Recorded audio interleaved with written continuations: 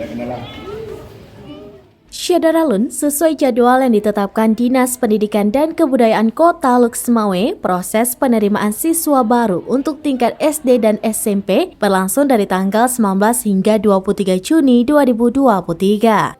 Namun begitu, ada sekolah yang banyak peminat hanya membuka pendaftaran satu hari saja, yakni pada Senin 19 Juni 2023. Ada juga yang hanya membuka pendaftaran selama 3 hari, seperti di SMP Negeri 1 Lhokseumawe, pihak sekolah hanya membuka pendaftaran selama 3 hari, mulai dari tanggal 19 hingga 21 Juni 2023. Kepala SMP Negeri 1 Lhokseumawe, Fauzi SPD MPD menyebutkan, pada tahun ajaran baru ini pihaknya akan menampung 250 siswa.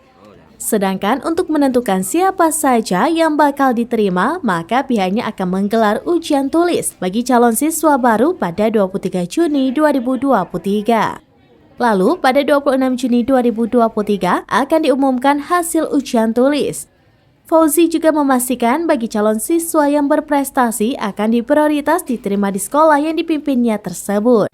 Terpenting saat pendaftaran bisa melampirkan sertifikat sebagai bukti prestasi yang pernah diraih selama ini, baik untuk tingkat kota, provinsi, ataupun nasional. Dari Lhokseumawe, Saiful Bahri, serambinews.com.